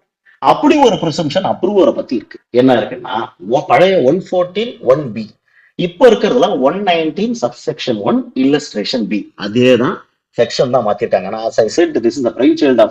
இதை மாத்தி எழுதுற அளவுக்கு எல்லாம் டவுட் தான். அது மாதிரி எல்லாம் இல்ல, அதை முயற்சி பண்ணி தான் வீணா போயிருக்கு. அதை நான் சொல்றேன். என்ன இல்லஸ்ட்ரேஷன் B என்ன, an accomplice is unworthy of credit unless he is materially corroborated in particulars. In material particulars corroborate ஆக வரைக்கும். அதாவது ஒருத்தவன் வந்து நான் வந்து ஒத்துக்கிறேன், அவனை வந்து மத்தவங்களை காட்டி கொடுக்குறேன் அப்படின்னு முன் வந்தான்னா, அதை ஸ்டேட்மெண்ட் கொடுத்துருக்காங்கன்னா ஜட்ஜ் என்ன பண்ணணும்னா உடனடியா ஒரு ப்ரிசம்ஷன், அவனை பத்தி என்ன நினைக்கிறேன், இவனை நம்ப கூடாது, கூட இருக்கிறவங்களே பண்றான், இவன் நல்லவனா இருக்க மாட்டான், அப்போ இவன் சொன்ன மாதிரி வேற யாராவது முன்னாடி சொல்லட்டும், அது இவன் சொன்னதோட ஒத்து போகட்டும், கராபரேட் ஆகட்டும், அது வரைக்கும் நான் இவனை நம்ப மாட்டேன். அப்ப கூட நம்புன்னு சொல்லல, அது வரைக்கும் இவனை நம்ப மாட்டேன் அப்படின்னு ஜட்ஜ் ப்ரிசியூம் பண்ணணும். அப்படியேதான் எப்போ ஜட்ஜ்மெண்ட் எழுதும்பொழுது அந்த ப்ரிசம்ஷன்ல தான் எழுதணும். இப்ப என்ன ஆகுதுன்னா, ஒரு சில ஜட்ஜஸ்க்கு இல்ல ஒரு சில பப்ளிக் ப்ராசிக்யூட்டர்ஸோ இதை கொண்டு வரலன்னு வச்சுக்கோங்க, அவரோட கவனத்துக்கு, ஜட்ஜோட கவனத்துக்கு இந்த ப்ரிசம்ஷன் தெரியல, கன்விக்ட் பண்ணிடுறாரு. என்னன்னா, ஒரே ஒரு விட்னஸ், ஒரு 3 பேர் சொல்றாங்க, 3 பேர் ஹாஸ்டல்ல வராங்க, இவன் அக்யூஸ்ட் நின்னு சொல்றான், ஒரு அக்யூஸ்ட் மத்த 2 பேரையும் ப்ராசிக்யூஷன் விட்னஸ் வந்துடுறான் இல்லையா, அக்யூஸ்ல ப்ராசிக்யூட்டர் அக்கம்ப்ளிஸ் அப்ரூவரா மாதிரி ப்ராசிக்யூஷன் விட்னஸ் வந்துடுறான், நான் தான் எடுத்து கொடுத்தா எல்லாரையும் லா என்ன பிரிசம்ஷன் என்ன சொல்லுது, இல்ல இல்ல அவனை நம்பாத, வேற யாராவது இவன் சொன்னதை வந்து இவன் சொன்ன மாதிரியே வேற யாராவது சொல்லட்டும், அவன் இண்டிபெண்டன்ட் விட்னஸா இருக்கட்டும், அப்ப நீ நம்பு. அப்படி அது வரைக்கும் நம்பாத அப்படிங்குது. நம்புன்னு சொல்ல, அது வரைக்கும் நம்பாத, இவன் அன்வர்த்தி ஆஃப் கிரெடிட், நம்ப தகுந்தவன் கிடையாது அப்படின்னு சொல்லி பிரிசம்ஷன் நினைச்சுக்க சொல்லுது. இது ப்ரிசியூம் பண்ணாம இப்படி நினைக்காம அவன் ஒருத்தன் வச்சு கன்விட் பண்ணிட்டான்னு வச்சுக்க. இப்போதான் 133 வருது. 133 இப்போ 138, பழைய 133 என்ன சொல்லுதுன்னா, கவலைப்படாத, அவன் அக்கம்ப்ளிஸும் விட்னஸ் தான், இஸ் அ காம்படன்ட் விட்னஸ். அதனால ஏற்கனவே 124ல பழைய 118ல தான் யாரை வேணாலும் விசாரிக்கலாம்னு இருந்தாச்சு. அப்புறையே இங்க ஒரு ஸ்டீஃபன் எழுதியிருக்காருன்னா பாருங்க, ஹவு பிரில்லியன்ட் ஹி இஸ். கவலைப்படாத, நீ அக்யூஸ்ட்ன்ற எண்ணத்திலே இருக்காத, யார் டெஸ்டிமோனினா யார் வேணாலும் கொடுக்கலாம் அப்படின்னு இருக்கு. இங்க அக்யூஸ்ட் கொடுத்துட்டாங்க, நீ வந்து பயந்துட்டு இருக்காத. அக்யூஸ்டும் காம்படன்ட் விட்னஸ் தான். எப்போ அவன் சாதாரணமான காம்படன்ட் விட்னஸ் தான், அவன் கொடுத்துட்டதுனால நீ கவலைப்படாத. ஒருவேளை கராபரேட் பண்ணாதான் அவன் நம்ப கூடாதுன்னு இருக்கு, கராபரேட் பண்றவங்க நம்ப கூடாதுன்னு இருக்கு. நீ அது கவனிக்காம கன்விக்ஷன் கொடுத்தா கவலைப்படாத, அது இல்லீகல் கிடையாது அந்த கன்விக்ஷன் அப்படிங்கிற. 118 தாண்டி 124 கொண்டு வந்து அதை முடிச்சு போட்டு அக்யூஸ்ட் நீ அதை வந்து விட்னஸ் தான் 118 பொறுத்தது. இதுக்கு நீ பயப்படாத, நீ வந்து அக்யூஸ்ட் லிசன்ட், அதேதான், நீ வந்து கவலைப்படாத, அக்யூஸ்ட் காம்படன்ட் விட்னஸ் தான். மத்த விட்னஸ்க்கு என்ன ரைட் கொடுக்கணும் தெரியாம இதை நியாயமா பார்த்தா கராபரேட் பண்ணக்கூடாது. ஒருவேளை கராபரேட் பண்ணிருக்கணும், ஒருவேளை அன்கராபரேட்டா யாருமே இல்லைன்னா அவனதை வச்சு கொடுத்துட்டேன்னா கவலைப்படாத, அது கன்விக்ஷன் இல்லீகல் கிடையாது அப்படின்னு முன்னாடி கொடுத்துருந்தாரு. இப்ப என்ன நினைச்சு எழுதுனாங்களா இல்ல உண்மையாலுமே தெரியல, அதை அன்கராபரேட் கராபரேட் மாத்திட்டாங்க 138ல. இப்ப இருக்கிற 138ல அப்படின்னா என்னன்னா, இப்ப ப்ராசிக்யூஷன் செக் என்னன்னா, இப்ப ஜட்ஜ் வந்து அது இல்லீகல் கிடையாது ஒரு இன்னொன்னோட கராபரேட் பண்ணாம. இப்போ அதே போல 2 பேர் வந்து விட்னஸ் ஹாஸ்டல் ஆயிடுறான். ஒருத்தன் வந்து நின்றுட்டு இல்ல இல்ல நான் வந்து அதே போல நின்று சொல்றான். இப்போ அவன் கராபரேட் பண்றது எந்த மெட்டீரியலும் கிடையாது, அவன் மட்டும் தான் இருக்கான். அதை வச்சு ஜட்ஜு கன்விக்ட் பண்ணிட்டாருனா இப்போ இதுக்கு என்ன அர்த்தம்னா, இல்ல இல்ல அந்த என்டையர் கன்விக்ஷன் இல்லீகல்னு அர்த்தம். அப்பீலே போக முடியாது. அவன் அப்பீல் எடுத்தான செக்ஷனே சொல்லுது டைரக்டா. முன்னாடி ஜட்ஜு சொல்லுவாங்க, அதை பொறுத்து இது இருந்துச்சு. இப்ப டைரக்டா செக்ஷன் சொல்லுது இல்ல இல்ல அதை வந்து நீ வந்து கன்விக்ஷன் இஸ் அன் இல்லீகல் அப்படிங்கறத நேரடியாவே உங்களுக்கு இதுல சொல்லுது. அதுதான் இதுல இருக்கிற இஷ்யூஸ். 2 இஷ்யூ, ஒண்ணு நமக்கு டிஃபென்ஸுக்கு, இன்னொன்னு ப்ராசிக்யூஷனுக்கு இருக்குது. ஸோ இதை பொறுத்த வரைக்கும் அக்கம்ப்ளிஸை பொறுத்த வரைக்கும் இதுதான். அதாவது ஜேம்ஸ் ஸ்டீஃபன் எந்த அளவுக்கு எழுதியிருக்கிறாருன்னா, அது இது இந்த கோர்வையா செக்ஷன்ஸை படிக்காம தெரியாம யாரோதான் இதுல கை வச்சிருக்கிறாங்க என்னன்றது. பட் எனியா லா யூஸ் லா, இது எப்போ இதை மாத்துவாங்களா அப்படின்னா அப்படியே விடலாம். இது ஒண்ணு பத்து அவன் அந்த மாதிரி கராபரேட் அதான் அங்க கராபரேட் பண்ணக்கூடாதுன்னு பிரிசியூம் பண்ணிக்க சொல்லிட்டாங்கல்ல, கராபரேட் பண்ணாம அவனை நம்பாதன்னு பிரிசியூம் பண்ணிக்க சொல்லிருக்காங்க. அப்படி பார்த்தா இது கரெக்ட் தானே அப்படின்னு எடுத்து இதை விட்டுறலாம். இல்ல இல்ல இருந்தாலும் அவனும் ஒரு விட்னஸ் தானே, ஒரு விட்னஸை வந்து ஷேக் பண்ண முடியல, கிராஸ்ல ஷேக் பண்ண முடியலன்னா ஏன் அவன் சொன்னதை எடுத்துக்க கூடாது, அதுதான் முன்னாடி. ஏன் அவனுக்கு எடுத்துக்க கூடாது, அதனால ஏன் அவன் அந்த இந்த கன்விக்ஷன் வந்து லீகலா இருக்கக்கூடாது அப்படின்னு பேசலாம். இது ஜட்ஜஸ் வில் டிசைட். நான் இந்த இது அக்கம்ப்ளி சம்பந்தமா உள்ள சிக்கல் இது. ரைட். இப்போ நாம 2வது இன்ஃபார்மர் இருக்கிறோம். நான் 3 சொன்னேன், அக்கம்ப்ளிஸ், இன்ஃபார்மர், எலக்ட்ரானிக் ரெக்கார்ட்ஸ். 2வது இன்ஃபார்மர். இன்ஃபார்மர்னு நம்ம எல்லாருக்கும் தெரியும். முதல்ல ஒரு 2 உங்களுக்கு பாத்தீங்கன்னா என்டிபிஎஸ் கேசஸ், இடி, என்போர்ஸ்மெண்ட் டைரக்டரேட், சிபிஐ இதெல்லாம் பாத்தீங்கன்னா அன்னோன் இன்ஃபார்மர் முதல்ல வருவான். அவன் ஒரு தகவல் கொடுப்பான். அந்த தகவல் பேஸ்ல தான் ரைடிங் பார்ட்டி போவாங்க. இதான் நடக்கும். உதாரணத்துக்கு என்னன்னா, நம்ம என்டிபிஎஸ் எடுத்துக்கலாம். இதுல 2 விதமான இன்ஃபார்மர்ஸ் இருப்பான். ஒண்ணு எப்படின்னா, பயங்கர வேலையை பார்த்துட்டு இருப்பாங்க கோர்ட்ல, ஸ்டேஷன்ல, போலீஸ் எல்லாம் அப்படிதான் எழுதுவாங்க. அவங்க வேலை பார்த்துட்டு இருக்காங்க, தெரியும் சில போலீஸ் ஸ்டேஷன்ல வேலை பார்க்கறாங்களா இருக்கும்.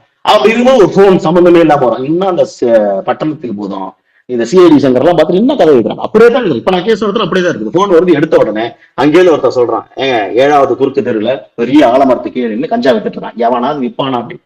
ஆனா அப்படிதான் வித்துட்டு இருக்காங்க. இவங்க காலகாலமா அப்படிதான் இருக்குது. நல்ல ஜனநடுக்கமான ஒரு இடத்துல நினைக்கிற இடத்துல வந்து கஞ்சா வித்துட்டு இருக்கிறாங்க அப்படின்னு சொன்ன உடனே எஸ் அப்படின்னு போன் வச்சுருவாரு. அங்க அவன் வச்சிருவான், இவன் வச்சிருவான். கால் ட்ரேஸ் பண்ற வசதி பாவம் அந்த காலத்துல இல்ல, அந்த காலத்துலதான் இல்ல, இந்த காலத்துலயுமா இல்ல, இருக்க எதுவும் இருக்காது. உடனே என்ன பண்ணுவாரு, அவன் சொன்ன இடத்துக்கு அட்ரஸுக்கு நேரில் போவாரு.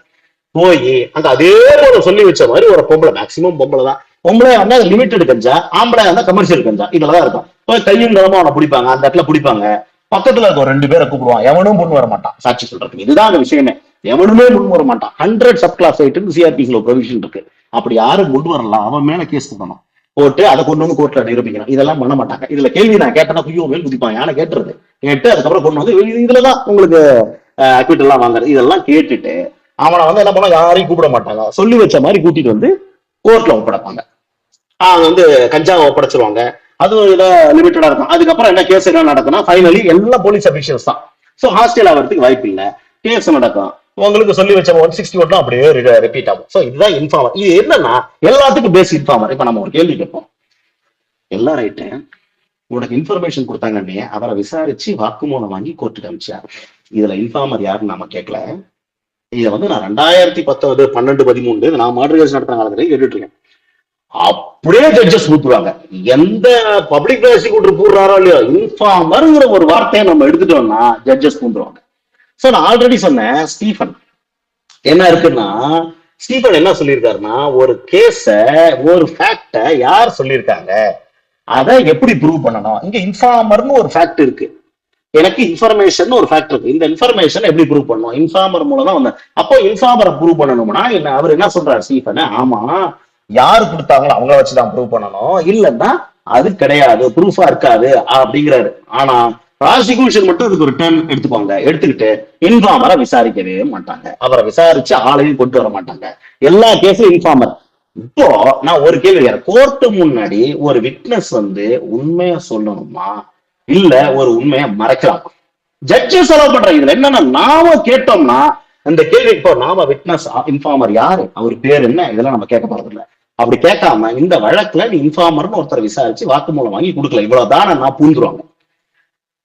இவங்க போடுறாங்களோ இல்லையோ, போலீஸ் வராங்களோ, ஜட்ஜஸ் பதில் எடுத்துடுறாங்க 90%. எனக்கு இப்போதான் என்னன்னா, கிட்டத்தட்ட 1800 அந்த அந்த வெள்ளக்காரன் காலத்துல இருந்தே இன்ஃபார்மர் விசாரிக்கலாம் ஜட்ஜ்மெண்ட் இருக்கு. இது ஒரு பக்கம் நான் கொடுக்க போறேன், வரிசையா கொடுக்க போறேன். அது இருக்கட்டும், செக்ஷன் பார்க்கலாம். செக்ஷன் 125 பழசு இந்தியன். இப்போ இன்னும் மிஸ்டேக். இப்ப நான் என்ன சொல்றேன், இதுல என்ன இஷ்யூ இப்போ வந்திருக்குன்னா, ப்ராசிக்யூஷன் போயிடுச்சு, கேஸே போயிடுச்சு. லாஸ்ட் பிஎல்பிஜி சொல்ற மாதிரி அவங்கள மூட்டை கட்டிட்டு போக வேண்டியதான். போலீஸ் எல்லாம், போலீஸ் இடி எல்லாம் என்டிபிஎஸ் மட்டும் தப்பிச்சிருவாங்க. ஏன்னா அதுக்கு ஸ்பெஷல் ப்ரொவிஷன் 68 ஒண்ணு இருக்கு. இல்ல எல்லாம் மூட்டை கட்டிட்டு போக வேண்டியதான். அந்த மாதிரி வேலை வந்துருச்சு. இந்த கொஸ்டின்ஸ் அந்த மாதிரி தான் லா தெரியாம நான் எழுதிருக்காங்க. நல்ல அதுக்கு உதாரணம் இதுதான். சோ 125 பழைய 125, இப்போ 131. இப்போ 131 பாக்காதீங்க, பழைய 125 68 ஆஃப் என்டிபிஎஸ். இது 68 ஆஃப் என்டிபிஎஸ் ஸ்பெஷல் ப்ரொவிஷன் அதுல இருக்கு. அதே தான் 125 ரிட்ரைட் பண்ணிருப்பாங்க. பாரி மெட்டீரியா இது வேற வேற கிடையாது. இது அதை ஓவர் ரைட் பண்ணாது, இது ஓவர் ரைட் பண்ணாது. இப்போ அந்த பிரச்சனை வருது. என்னன்னா அதுல என்ன சொல்லியிருக்காங்கன்னா, witness cannot be compelled to say whence he got information. இந்த வென்ஸ்ங்கிறது அதுவே வந்து லத்தீன் வார்த்தையா கிரீக் வார்த்தையான்றது இன்ன வரைக்கும் தெரியல. ஆனா வென்ஸ் என்னன்னா சோர்ஸ். வேர்னு சுப்ரீம் கோர்ட் 5 ஜட்ஜ் பெஞ்ச் இருக்கு. சோர்ஸ் இல்ல, வேர் அப்படின்னு இருக்கு. சோர்ஸ்ன்ற வார்த்தை மெட்ராஸ் சைக்கிள் கொடுத்துருக்காங்க, எல்லாம் கொடுத்துருக்காங்க. ஆனா 125ஐயும் அதாவது 68 ஆஃப் என்டிபிஎஸ் இப்ப நான் சொல்றேன், இன்ஃபார்மரை விசாரிக்கலாமா வேணாமா, இங்க என்ன இஷ்யூ இருக்கு அப்படிங்கறத நம்ம பாக்குறோம். இதுல என்ன தப்பு இருக்கு பிஎஸ்ஏல அப்படிங்கறத பாக்குறோம். என்னன்னா வேர்னு சொல்லியிருக்காங்க 5 ஜட்ஜ் பெஞ்ச், கான்ஸ்டிடியூஷன் பெஞ்ச், சோர்ஸ்னு சொல்ல. ஆனா சோர்ஸ்ன்றது டிக்ஷனரியில இருக்கு. சோர்ஸ்னா இன்ஃபார்மரையும் அடக்கலாம், யார் சொன்னாங்களோ அவங்களையும் அடக்கலாம். அப்ப செக்ஷன்ல இருக்குல்ல. அப்படின்னா கவனமா செக்ஷனை படிச்சோம்னா, he shall not be compelled. ஒரு போலீஸ் ஆபீசரோ ஒரு ஆர்டிஓ ஒரு மேஜிஸ்ட்ரேட்டோ கம்பல் தான் பண்ண முடியாது. நவ் மாஸ்டர் டிராப்ட்ஸ்மேன் நம்ம சொல்லுவோம் இல்லையா, அதுதான் வந்து இங்க ஜீனியஸ் ஆன் தட் பாயிண்ட். யாருன்னா ஸ்டீஃபன். அப்படியே equally genius Ambedkar. Article 20 sub clause 3 எடுத்தோம்னா இதுல என்ன சொல்றேன்னா, கம்பல் தான் பண்ண முடியாது. நீ சொல்லு அப்படின்னு நம்ம கம்பல் பண்ண முடியாது. இன்னொன்னு சொல்றேன், எந்த ஒரு டிஃபென்ஸ் கவுன்சிலும் விட்னஸ கம்பல் பண்ண ப்ரொவிஷனே இல்லை. விட்னஸ் ஒரு பதில சொல்லலைன்னா 132 and 147 பழச கம்பைன்டு ரீடிங் பாத்தீங்கன்னா, ஜட்ஜி கிட்டத்தான் நீங்க அப்ளிகேஷன் கொள்ற பை ஓரல் ஆர் என்ன சொல்ல மாட்டாங்க, நீங்களாவது கொஞ்சம் கம்பல் பண்ணுங்க. கம்பல்ஷனுக்கு ப்ரொவிஷன் இருக்கு. அதை அவனை அக்யூஸ்டா இன்கிரிமினேட் பண்ற அளவுக்கு இருந்தாலும் அவனை வந்து பதில் சொல்லலாம், அதை பத்தி பிரச்சனை இல்லை. அதை கம்பல் பண்ணி நம்ம கேட்கலாம். அப்படி கேட்கணும்னா அது ஜட்ஜி தான் பண்ண முடியும், நாம பண்ண முடியாது. நீ கம்பல்சரியா சொல்லு அப்படின்னு நமக்கு சொல்றதுக்கு அதிகாரம் இல்லை. ஏன்னா ஒரு மனுஷன் இன்னொரு மனுஷனை கம்பல் பண்ண முடியாது, கேட்க தான் முடியும், கேள்வி கேட்க முடியும், அவன் மேல குற்றம் சுமத்த முடியும். ஒரு குறிப்பிட்ட அளவு இம்பீச்மெண்ட் மற்றது இதெல்லாம் கான்ட்ரடிக்ஷன் எல்லாம் பண்ணதுக்கு அப்புறம் நேரடியெல்லாம் பண்ண முடியாது. சும்மா அத்தனை கூட்டு இன்று முதல் நீ குற்றவாளின்னு சொல்ல முடியாது. அந்த மாதிரி அது கம்பல்ஷன் பண்ண முடியாது. அப்படிங்கிறதுனால அந்த வார்த்தையை எழுதியிருக்கிறார். ஹியூமன் ரைட்டா அப்பவே கொண்டு வந்திருக்கிறார். யாருன்னா கம்பல் பண்ண முடியாது. அதேதான் யாருன்னா, நீ யாருகிட்டே இந்த விஷயத்தை தெரிஞ்சுக்கிட்டேன்னு கம்பல் பண்ண முடியாது. ஆனா கேட்கலாம்ல, நீ இப்பதான் நான் வேர்ட் இங்கிலீஷ் பாரு, கம்பல் தான் பண்ண கேட்கற தப்பு இல்லப்பா. உங்ககிட்ட எங்கேருந்து வந்திருக்கு நீ சொல்ல முடியுமா? அவன் மறுத்தான்னா 114G அவன் ஏதோ முக்கியமான விஷயத்த மறுக்கிறான், அது அவனுக்கு எதிரா இருக்கு அப்படின்னு அவன் ப்ரிசீவ் பண்ண சொல்லலாம். ஜட்ஜ ஒத்துக்கிட்டு அவர் சொல்லலாம்னா தாராளமா அவர் சொல்லலாம், அதுக்கான ஜட்மெண்ட் நான் கொடுக்க போறேன். அதுதான் இப்போ நம்ம பண்ண போறது. சோ இது புதுவிதமாக இன்ஃபார்மரை பொறுத்த வரைக்கும் இப்ப என்னன்னா சில கேஸுக்கு பேஸே இன்ஃபார்மர் தான். இப்ப நான் சொல்றதுல எந்த இன்ஃபார்மரை பத்தி இப்ப நான் கேட்கிற கேள்வி எப்படி இருக்கும்னா, நீ இன்ஃபார்மரை குறித்து விசாரித்து வாக்குமூலம் மட்டும் கோர்ட்ல கொடுக்கல, அவ்வளவுதானே? ஆமா, நான் கொடுக்கல, இவ்வளவுதான் சொல்ல முடியும். இதுல கம்பல்ஷன் இல்லையே. கம்பல்ஷன் அந்த இன்ஃபார்மர் ஆனா பொண்ணா இதவே அவனை கம்பல் பண்றீங்க ஓரளவுக்கு, அது கேட்க முடியாது. அவன் வந்து நீங்க பேரையாவது உங்களுக்கு சொல்லுங்க நான் கேட்கறேன், அது கேட்க. இதெல்லாம் கம்பல்ஷன். அவனை கொண்டு வரது ஒரு கார்னருக்கு தள்ளுறது. அந்த மாதிரி கார்னருக்கு தள்ளாம சாதாரணமான கேள்விகள், அவனை கம்பல் பண்ணாத மாதிரியான கேள்விகள், இன்ஃபார்மரை பத்தி ஆன்சர் வராது, அவன் யாரு அப்படின்ற அவனோட தெளிவை கொண்டு வராதுக்கு நாம தாராளமாக கேள்விகள் கேட்கலாம். இதுதான் 125 68 அப்படிதான் இருக்கு. கம்பல் பண்ணாத கேள்விகள் இன்ஃபார்மரை பத்தி கேட்கலாம், ஜட்ஜஸ் பண்ண முடியாது. எங்க இதுக்கான ரூலிங் இருக்கு அப்படின்னா நான் ஒண்ணு சொல்றேன். இது டெஃபினட்டா இது ஏன்னா நான் ஊரா போய் நான் சொல்லிட்டு இருக்கேன், கேளுங்க கேளுங்க கேளுங்க அப்படின்னு. இதை கேட்கும் பொழுது இது இப்போ 3 விதமான இன்ஃபார்மர்ஸ் இப்போ ஒரு சில இதெல்லாம் பார்ப்போம். இன்ஃபார்மர்ஸ் வழக்கமா சொன்னதுக்கு அப்புறம் என்ன ஒண்ணு, நான் சொன்னபடி இந்த கேஸ்ல சொன்னபடி எங்கேயோ ஒரு மரத்தடியில இருக்கவங்க பத்தி போன் வருது, இவனை விசாரிக்கிறதுக்கு ப்ரொவிஷனே கிடையாது. அவனா முடியாது, இன்வெஸ்டிகேஷன் யார் வந்தாலும் முடியாது. ஏன்னா யார் போன் பண்ணான்னு தெரியாது. அதிகபட்சம் அந்த நம்பரை தான் ட்ரேஸ் பண்ணலாம். பப்ளிக் காலா இருக்கலாம், வேற எங்கேயாவது இருக்கலாம். இப்ப அதெல்லாம் பண்ண முடியாது, எடுத்துடலாம். இல்ல இன்டர்நெட் காலா கூட இருக்கலாம். சோ ட்ரேஸ் பண்ண முடியாது, அந்த அளவுக்கு அவர் வந்து விசாரிக்கணும். ஆனா சோ அந்த இன்ஃபார்மரை பத்தி நம்ம கேட்க வேண்டிய அவசியம் இல்லை, அதை பத்தி கேட்க வேண்டியதில்லை. ஒரு சில கேஸ்ல இன்ஃபார்மர் போன் மட்டும் எழுத மாட்டான், வருவான், ரைடிங் பார்ட்டியை கூப்பிடுவான், நேரம் அந்த பிளேஸுக்கு போவான், இவன் தான் அக்யூஸ்ட்னு காட்டுவான். அப்போ அந்த கூட்டிட்டு போறானே அது அவனோட கான்டாக்ட் அண்டர் செக்ஷன் 8ல கிட்ட வராதா? அவன் காட்டுறானே அது ஐடென்டிபிகேஷன் செக்ஷன் 9ல வராதா அப்படின்னா அதெல்லாம் வரும். நீங்க கேள்வி கேட்டா ஜுடிஷியல் ஆன்சர்ஸ் குதறிடுவாங்க. இதுல இல்லங்க இந்த மாதிரி ப்ரொவிஷன் இருக்கு, பொறுமையா சொன்னா பொறுமையா கேட்க எல்லாம் ஓகே பிரதர், ஆர்குமெண்ட்ல பாருங்க, கேள்வி கேட்கக்கூடாது, நாங்க அப்படியே பழகிட்டோம். இதுதான் அந்த இடத்துல கொஸ்டின் வந்து ஒரு கேள்வி. இப்போ இந்த இடத்துல நான் கேள்வி கேட்க முடியாதுன்னு ஜுடிஷியல் ஆன்சர் சொல்ல முடியுமா? முடியாது. பொதுவா நம்ம ரப் பண்ணிக்கிறதுல இப்ப நான் சொல்லி கொடுக்கறத வச்சுட்டு ஃபைட் பண்ண வேண்டாம். டிஸ்அலவிங் அப்படிங்கறத முடிச்சுட்டாங்க, சுப்ரீம் கோர்ட் சொல்லிட்டாங்க, ஒரு கொஸ்டினை டிஸ்அலவ் பண்ண முடியாது. அதுல என்ன சொல்றாங்கன்னா நிறைய கேள்விகள் டிஸ்அலவ் ஆயிருக்குதுல. எப்படி டிஸ்அலவ் ஆயிருக்குன்னா ஒண்ணு அவருக்கு எப்படி சுப்ரீம் கோர்ட் ஜட்ஜுக்கு தெரிஞ்சதுல ப்ராபபிளி என்ன பண்ணிருப்பாங்களா, இந்த கேள்வியெல்லாம் நான் கேட்டேன் ஜட்ஜி எழுதல அப்படின்னு ஒரு பெட்டிஷன் போட்டிருப்பாங்களா, மெமோ போட்டிருப்பாங்களா, என்னமோ தெரியல. அது அவர் கவனத்துக்கு போயிருக்கும், அந்த கேஸ் ரெக்கார்ட்ஸை பார்த்தா தான் தெரியும். இது அவர் சொல்றாரு, இந்த டிஸ்அலவ் ஆயிருக்கு. இப்ப நான் சொல்றேன் 2024 ஜட்ஜ்மெண்ட் டிஸ்அலவ் ஆயிருக்கு. இந்த மாதிரி எல்லாம் டிஸ்அலவ் பண்ணக்கூடாது. ஏன்னா டிஸ்அலவ் பண்ணதுனால அவன் என்ன கேள்விக்கு என்ன பதில் சொல்லுவான்னு தெரியல, அந்த பதில் வேற எதையாவது கராபரேட் பண்ணுமான்னு தெரியல, அல்லது எதிராக போகுமான்னு தெரியல. சோ இது அக்யூஸ்ட் பிரிஜுடைஸ், இதை பண்ணக்கூடாது அப்படின்னு சுப்ரீம் கோர்ட் சொல்றாங்க. நான் ஃபைனலா அந்த ரூலிங் அனுப்பி விடுறேன். ரைட், செக்ஷன் 1.18 போனீங்கன்னா அதுல கூட இருக்கு, சும்மா டிஸ்அலவிங் அடிச்சல வந்துடும். இப்போ இன்ஃபார்மர் பத்தின ரூலிங்ஸ் காலங்காலமா எப்படி இருக்குன்றத பாருங்க. D Western versus Pyari Mohandas. கவலைப்படலாம், நான் இதை அனுப்பிச்சிருக்கேன், மெட்டீரியல் அனுப்பிச்சிட்டேன், அது அப்படியே உங்களுக்கு சப்ளை பண்ணுவாங்க நினைக்கிறேன். இது வந்து 1913 இதுல எழுதுறாங்க, டிவிஷன் பெஞ்ச் கல்கட்டா நினைக்கிறேன், அப்போ பிரிட்டிஷ். அவன் என்ன சொல்றான்னா, இன்ஃபார்மர் ஒருத்தன் 125 கோட் பண்ணி ஒருத்தன் முன் வந்து அவன் சொல்றான்னு வச்சுக்கோங்க, எனக்கு இவர்தான் இன்ஃபார்மரு அப்படின்னு, அவனை தடுக்க கூடாதுன்றாங்க.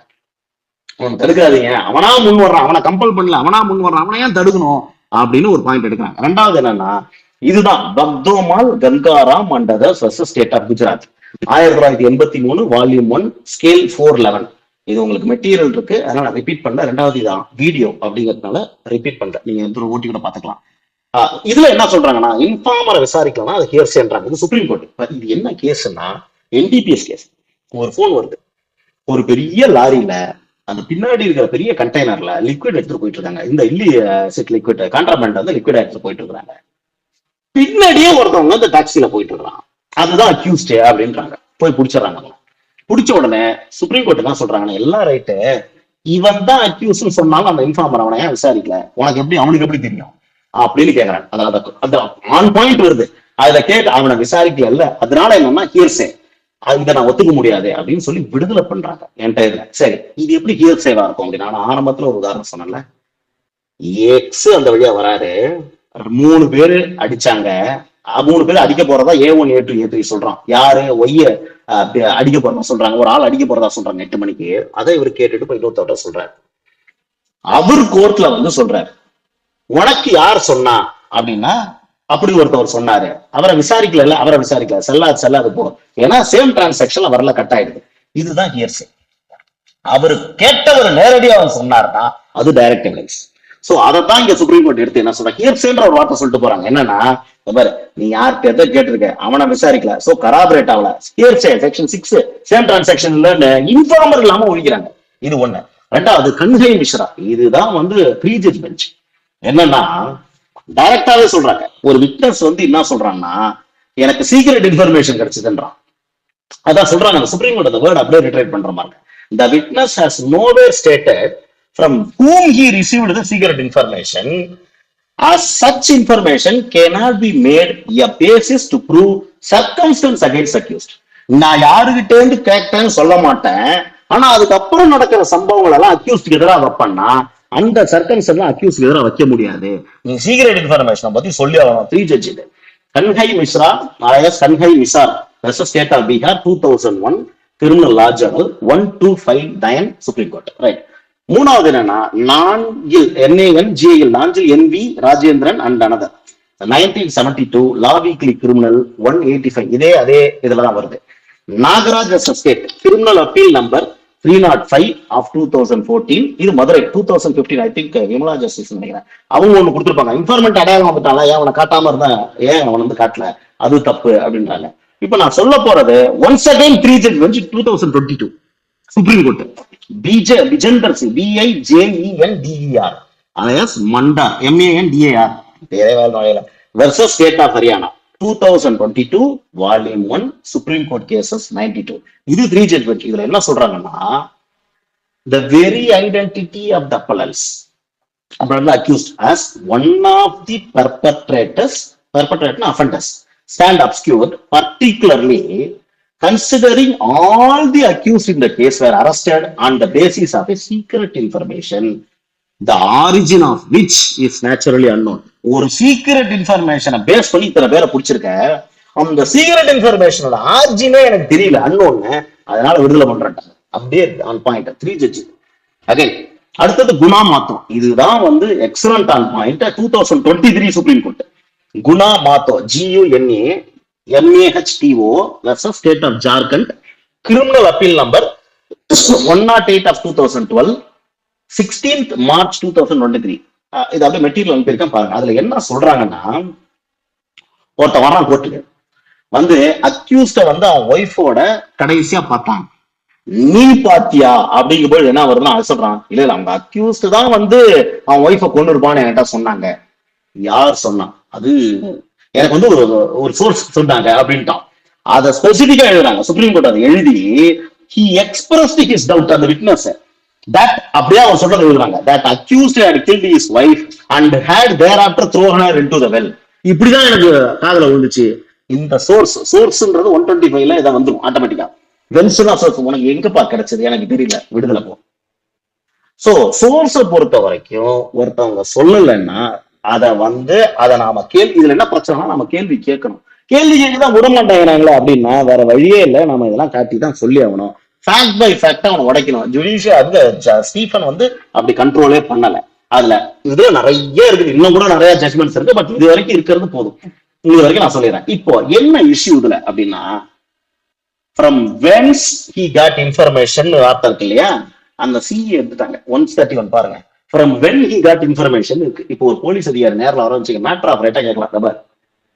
உனக்கு இன்ஃபர்மேஷன், இன்ஃபார்மர் யார், இன்ஃபார்மர் அவன் பேரை சொல்லு, அவன் எப்படி சொன்னான் அப்படின்னா, ஜட்ஜஸ் கேட்டாலோ இல்ல ப்ராசிக்யூட்டர் போனாலும் படியான்னு சொல்லணும். படிச்சா வென்ஸ்ன்ற வார்த்தை போய் வெண்ணுன்னு இருக்கு. வெண்ணுல என்னன்னா எப்போன்னு இருக்கு. அவன் எப்போ அவருக்கு கிடைச்சதுன்னு நான் கேட்காம இருக்கலாம். அதான் எஃப்ஐஆர்ல டைம் டேட்டோட வந்துருச்சு, அது இருக்கு. மத்தபடி சீக்கிரம் இன்ஃபார்மர் நீ சொல்லிதான் அவனை, எனக்கு சொல்லு, சட்டத்துல இடம் இருக்கு, நீ சொல்லிதான் அவனு. இப்ப நிக்கலாம், தாராளமா நிக்கலாம். அதுதான் மொத்த டிபார்ட்மெண்ட் மூட்டு போக வேண்டியதான். அவங்க இது மாதிரி நம்ம எடுத்தோம்னா பூட்டு போக வேண்டியதான். இது எவ்வளவுக்கு எவ்வளோ புது லாவலா எடுக்கலாம். பழைய லாவல எடுக்கிறதுக்கு ப்ரொவிஷன் இருக்கு. எப்படி கேட்கலாம்னா, நான் சூதா வேணா கேட்கலாம், விசாரிச்சு வாக்குமூலம் வாங்கலன்னு சொல்லிட்டு அதை 114G எடுக்கலாம். ஜட்ஜ் ஒத்துக்கலாம், அது வேற விஷயம். அதை எடுக்கிறதுக்கு வழி இருக்கு. இப்போ ஆன் பாயிண்ட் வேற, ப்ராசிக்யூட்டரா தான் நீ உட்கார வேண்டியதான், ஒண்ணுமே இல்ல. PNP சொல்றத மூட்டை ஐடிக்கு போக வேண்டியதான் இது. சோ இதுதான் இப்போ இருக்கிற இஷ்யூ. இவ்வளவு இதுக்கு சொன்னதுக்கு அப்புறம் இன்ஃபார்மர்ல அப்படி இருக்கா, நாமளே யோசிச்சு பார்க்கலாம். நாம இருந்தா கூட ஒரு ஃபைனல் இயர் ஸ்டூடெண்ட் கூட தப்பு பண்ண மாட்டோம். ஒரு 5 நிமிஷம் டெஃபினட்டா தப்பு பண்ண மாட்டான். நான் ஸ்பெசிபிக்காவே நான் சொல்றேன். யார் எழுதுறா இதெல்லாம் எனக்கு தெரியல, எந்த அறிவாளி எழுதுறான்னு தெரியல. பாத்துக்கிறேன், இவ்வளவு அகாடமி இருக்கு, நீங்களாம் கூட எழுதி போடலாம்.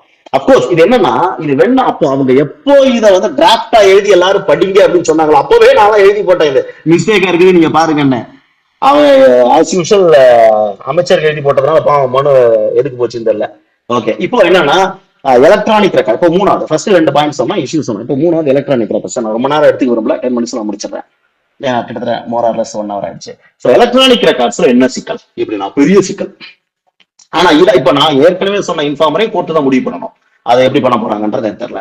எலக்ட்ரானிக் ட்ரையல் ஜட்ஜஸ்க்கு பெரும் தலைவலி தான். இல்ல இதை ஸ்ட்ரிக்டா இந்த டிஃபென்ஸ் கவுன்சில் இருந்தாங்கன்னா 5 வருஷம் வாங்கிடலாம். நீ அந்த மாதிரி இல்ல இன்ஃபார்மர் சொல்லல, அந்த மாதிரி ஒரு இன்ஃபார்மர் இல்ல, நீ பொய் அப்படின்னு முழுக்க அடிச்சு வாங்கிடலாம். சரி, எலக்ட்ரானிக் ரெக்கார்ட்ஸ்ல என்ன? முன்னாடி பாத்தீங்கன்னா 65ல A, B இதெல்லாம் போட்டு சர்டிபிகேட் நெசசரியா இல்லையானா அதுக்கப்புறம் டிசைட் பண்ணிட்டாங்க சர்டிபிகேட் இஸ் நெசசரி. அது அன்வர்ஸ் பேஸ் பண்ணி நெசசிட்டி அப்படின்ட்டாங்க. ரைட். இப்ப என்னன்னா 61, 62, 63 இப்போ இருக்கிறதுல பழைய 65B எந்த மாற்றமும் இல்லை. 65A தனித்தனியா பிரிச்சு இதுக்கு ஒண்ணு அதுக்கு ஒண்ணு இதுக்கு ஒண்ணு வச்சுட்டாங்க. 61, 62, 63 ரொம்ப அறிவாளித்தனமா வச்சாங்க. ரைட். இப்போ இந்த இடப்பட்ட இதுல நான் ஒரு ப்ரொவிஷனை உங்களுக்கு சொல்லணும். என்னன்னா இதுல 45A முன்னாடி ஒப்பீனியன், 45ல ஒப்பீனியன் இல்லையா?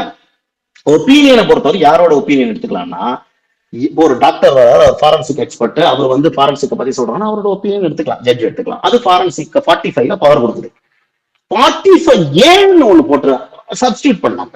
என்னன்னா எலக்ட்ரானிக் ரெக்கார்ட்ஸை பொறுத்த வரைக்கும் ஒரு எக்ஸ்பர்ட் வந்து அவர் தான் எக்ஸ்பர்ட் நிரூபிச்சதுக்கு அப்புறம் அந்த எலக்ட்ரானிக் ரெக்கார்ட் சரியா இருக்கு இல்ல சரியா இல்ல அப்படின்னு ஒரு ஒப்பீனியன் கொடுத்தா அதை கோர்ட் ஏத்துக்கலாம் அப்படின்றாங்க. ரொம்ப பிரில்லியண்டா அந்த 45A இங்க மெர்ஜ் பண்ணிட்டாங்க, ரெண்டுத்தையும் ஒரே செக்ஷனா. செக்ஷன் 39 இங்க பண்ணாங்கல்ல, வேற இடத்துல போட்டு விட்டாங்க. என்னன்னு சொல்றேன் என்னன்னா அது ஒப்பீனியன் ஒரே இடத்துல ஒப்பீனியன் கொண்டு வந்துட்டாங்க. அவ்வளவு அறிவாளித்தனமா பண்ணிட்டாங்க. என்னன்னா பட் வெல் இப்ப என்ன ஆகுதுன்னா, இப்போ எக்ஸ்பர்ட் ஒப்பீனியன் வந்து என்னன்னா opinion of the examiner of electronic evidence may be admissible. முன்னாடி தனித்தனியா இருந்ததை ஒன்னாக்கிட்டாங்க. 65B தனித்தனியா ஆக்கி அப்படி அப்படியே வச்சுட்டாங்க. எல்லாத்தையும் அப்படி அப்படியே வச்சுட்டாங்க. இப்ப என்ன பண்ணாங்கன்னா, நான் ஆரம்பத்துல ஒண்ணு சொன்னேன், எவிடன்ஸ் ஆக்ட் என்னன்னா அட்மிசபிலிட்டி, ரிலவன்சி. ஒரு டாக்குமெண்ட்டை கொண்டு வராங்க. இப்போ நான் ஒரு உதாரணம் சொல்றேன் பாருங்க. ஒரு டாக்குமெண்ட்டை கொண்டு வராங்க. இப்ப நான் ஆரம்பம் சொன்னா அந்த உதாரணத்தை பின்னாடி பார்க்கலாம் சொன்னல. இப்போ அந்த டாக்குமெண்ட் டையிங் டிக்ளரேஷன் கொண்டு வந்து போடுறாரு. பப்ளிக் ப்ராசிக்யூட்டர் என்ன அது அப்படின்றாங்க ஜட்ஜ். டையிங் டிக்ளரேஷன் செத்தவங்களே சொல்லி ஆமாமா செத்தவங்க சொன்னாங்க, அதை ஒரு மேஜிஸ்ட்ரேட் எழுதினாரு. பக்கத்துல இவரு வந்து இருந்துகிட்டு ஒரு டாக்டர் வந்து அவர் சுயநனவுல இருந்தாங்க எழுதுனாங்க.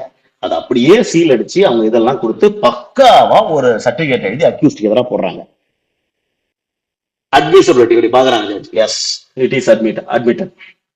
ஏன்னா ஒரு ஆளு வந்து இதை பார்த்தவரு எழுதுறவரு கொண்டு வந்து கொடுக்குறாரு. அட்மிட்டட். கான்டென்ட்ஸ் ஒரிஜினலா இருக்கலாம், அவ கூட சொல்லியிருக்கலாம். பட் இந்த கேஸுக்கு இது ரிலவெண்டா அப்படி இருந்தாதான். So admissibility is now proved. Admissibility is now exhibited. உங்களுக்கு வந்து மார்க் டாக்குமெண்ட்ஸ் பீன் எக்ஸிபிட்டட். ரிலவெண்டா அப்படின்னா நான் ஆரம்பத்துல சொன்ன மாதிரி இந்த 5 to 55 இல்லைன்னா என்ன ஆகுங்கிறதுக்கு உதாரணம் பாருங்க. எல்லாம் ரைட்டு, ஆனா ரிலவெண்டா எடுத்துக்கிறதுக்கு எனக்கு பவர் கிடையாது. அட்மிஷன் வரைக்கும் வேணா வச்சுக்கிறேன், அதெல்லாம் நான் படிச்சு பார்த்து இந்த கேஸுக்கு ரிலவெண்டா இல்லையான்னு சொல்ல மாட்டான், போன்றாங்க. இப்போ செக்ஷன் 32 வருது. அங்க 32ல என்ன சொல்றாங்கன்னா, இந்த மாதிரி இறந்தவங்களோ 7 வருஷத்துக்கு சரி காணாம போனவங்களோ வச்சுக்குவோம், இறந்தவங்களை பத்தி பார்த்தோம், அவங்க டாக்குமெண்ட் கொடுத்தா அதை ரிலவெண்டா எடுத்துக்கலாம் அப்படின்னு ஜட்ஜ் என்ன பண்ணுவார், அட்மிசபிளோட சேர்த்து ரெலவன்சியும் சேர்த்து இது அட்மிட் ஆயிடுச்சு, இந்த கேஸ் சம்பந்தமா தான் பேசுது, அதனால உன்னை கன்விக்ட் பண்றேன் பாரு, அல்லது உன்னை தப்பா இருக்கு உன்னை விடுதலை பண்றேன் பாரு, ஏதோ ஒண்ணு. இது ரெலவன்சி. அப்போ எது முக்கியம் அப்படின்னா அட்மிசபிலிட்டி ப்ரீசப்போசஸ் ரெலவன்சி. ஃபர்ஸ்ட் அட்மிசபிலிட்டி, ரெண்டாவது ரெலவன்சி. இதுதான் எவிடன்ஸ் ஆக்ட். எந்த ஒரு செக்ஷன் ஒரு டாக்குமெண்ட் உங்களுக்கு பார்த்த உடனே இது அட்மிசபிள் அப்படின்னு உங்க மைண்டுக்கு தோணுச்சுன்னா அடுத்த ரிலவெண்டான்னு உங்க போயிடுது. எதுல அடங்குது இது? 5ல இருந்து 55, 5 விட்டு 6ல இருந்து 55 எதுல அடங்குதுன்றதை கொண்டு வந்துடணும். நீங்க அதை வந்தா தான் அது ரிலவன்சி, இல்லைன்னா அது பிரயோஜனமே இல்லை. இப்போ என்னன்னா பழைய ஆக்ட்ல 22A ஒண்ணு இருக்கு. என்னன்னா எலக்ட்ரானிக் ரெக்கார்டு இங்க கொடுக்குறாங்க, ரைட், வாங்கிக்கிறேன். அந்த எலக்ட்ரானிக் ரெக்கார்டை நான் வந்து எலக்ட்ரானிக் ரெக்கார்ட்ஸ், நான் மறுபடியும் சொல்ல எவிடன்ஸ் நான் சொல்ல, எலக்ட்ரானிக் ரெக்கார்ட்ஸ், எலக்ட்ரானிக் ரெக்கார்டை கொடுக்குறாங்க. அது ஒரு போட்டோகிராஃபா இருக்கட்டும், இல்ல வீடியோவா இருக்கட்டும், ஆடியோவா இருக்கட்டும், எதுவா இருக்கட்டும், அது வித் சர்டிபிகேட்டோட கொடுக்குறாங்க. கரெக்டா இருக்குது, அதுக்குள்ள இருக்கிற கான்டென்ட்டை கேட்க முடியுது, பார்க்க முடியுது, தெளிவா இருக்குது, என்னாலையும் வைக்க முடியும். ஆர்டினரி கோர்ஸ்ல அது ஒரு ஃபேக்ட். நான் அதை வச்சு வேணா உள்ள தள்ளலாமா அப்படின்னா இங்கதான் சிக்கல். அப்போ அங்க ரிலவன்சிக்கு ஏதாவது இருக்கணும்ல. அப்படின்னா 22A இதுக்கு முன்னாடி எழுதுறாங்க. அதாவது இதுக்கு முன்னாடி பிஎஸ்சில வந்து இந்தியன் எவிடன்ஸ் ஆக்ட் இருக்கும் பொழுது இந்த 65 கொண்டு வந்து ஏ அண்ட் பி வைக்கும் பொழுது இதுக்கு ரிலவன்சியும் அங்க எழுதுனாங்க. அது என்ன எழுதுனாங்கன்னா, when oral admission as to content of அது வந்து வழக்கமா 22 என்னன்னா when oral evidence as to secondary evidence அது எப்படி admissible அப்படின்னு. இங்க when oral evidence as to contents of electronic records are relevant. oral evidence நான் குறை சொல்லல, கான்டென்ட்ட குறை சொல்லல, அந்த கேஸுக்கு எப்படி ரிலவெண்ட் ஆயிடுச்சுங்க, அந்த பவர் கொடுக்குது. அந்த செக்ஷன் என்ன கொடுக்குதுன்னா, அட்மிசபிலிட்டியை பொறுத்தவரைக்கும் ஜட்ஜுக்கு அது பவர் கொடுக்குது. நான் அட்மிட் பண்ணிட்டப்பா, எனக்கு அவ்வளவுதான் பவர் அப்படின்னு நிறுத்த முடியாது. இந்த இடத்துல நம்ம ரிலவெண்டாவும் எடுத்துக்கிறதுக்கு பவர் இருக்கணும், ஜட்ஜுக்கு இருந்தா தான் எடுக்க முடியும். அந்த பவர் என்னன்னா, oral admission as to content of electronic records are not relevant இல்ல unless the genuineness of the record producing question. அந்த கொஸ்டின்ல எது இருக்கோ அந்த genuineness ப்ரூவ் பண்ற வரைக்கும் அது ரிலவெண்ட் இல்ல. genuineness ப்ரூவ் பண்ணிட்டா ரிலவெண்ட்ன்றாங்க. ரைட்டா? இது பழசு. முன்னாடி என்ன இருக்குன்னா, genuineness ப்ரூவ் பண்ணியாச்சு, சர்டிபிகேட் காட்டியாச்சு, அதை ரிலவெண்டா எடுத்துக்கிறதுக்கு செக்ஷன் இருக்கு, அப்படியே எடுத்துட்டு போயிட்டாங்க ரெண்டுத்தையும். இப்போ அந்த செக்ஷனை டெலீட் பண்ணிட்டான். அதை மெர்ஜ் பண்ணால ஒப்பீனியன் இப்ப டெலீட் பண்ணிட்டான். இப்போ என்னன்னா, ஒரு சில இப்ப நான் படிச்சு பார்த்தப்ப எனக்கு வந்து ஒரு சில இதாச்சு. நம்ம ஃப்ரெண்ட்ஸோட எல்லாம் டிஸ்கஸ் பண்ணதுக்கு அப்புறம் நாங்க ஒரு இதுக்கு மாற்று ஏற்பாடு பண்ணோம். என்னன்னா, ஒரு ஐடியாலஜி ஆக்சுவலி இதுதான். சோ எவிடன்ஸ் ரெக்கார்டு உள்ள வந்தாலும் ஜட்ஜி ரிலவெண்டா எடுத்துக்க முடியாது. ஸ்ட்ரிக்டா பார்த்தா கிடையாது. அப்படியே ரிலவென்ஸ் அட்மிசபிலிட்டி வாங்கலாம், உள்ள வைக்கலாம், படிச்சு பார்க்கலாம். இந்த கேஸுக்கு மார்க் ஆயிருக்குன்னு சொல்லலாம், உள்ள என்ன இருக்கு, இந்த கேஸுக்கு எப்படி இது ரிலவெண்ட் எழுத முடியாது, ஜட்ஜி முடிஞ்சு போச்சு. அதுக்கானது அது அப்படியே ரிலவன்சியை வந்து மூட்டாட்டி போக வேண்டியதான் எதை பொறுத்த வரைக்கும் சொன்ன மாதிரி. ஆனால் நாங்க ஒரு இதை வச்சிருக்கோம். என்னன்னா, டாக்குமெண்ட்ஸ், எலக்ட்ரானிக் ரெக்கார்ட்ஸ் சொல்ல டாக்குமெண்ட்ஸ் இன்க்ளூடிங், நாங்க ஒரு 2 விதமா பேசி பார்த்தோம். எங்களை வந்து இதை மட்டுமே டீல் பண்ற ஒரு 2-3 அட்வொகேட்ஸ் வந்து நாங்க டிஸ்கஸ் பண்ணும்போது நான் இதை முன் வச்சேன். இந்த மாதிரி இருக்கு அப்படிங்கும்போது என்ன சொன்னா, இல்ல நம்ம இப்படி யோசிச்சு ரொம்ப நாளுக்கு அப்புறம் என்ன பண்றாங்க, நாங்க என்ன முடிவு பண்ணோம்னா, டாக்குமெண்ட்ஸ் இன்க்ளூட்ஸ் எலக்ட்ரானிக் ரெக்கார்ட்ஸ் வருது. டாக்குமெண்ட்ஸ், அதனால டாக்குமெண்ட்ஸ்ங்கிற வார்த்தை 22லயே இருக்கு. அதனால எதுக்கு இன்னொரு செக்ஷனு அப்படின்னு ஒரு வாதம் வருது.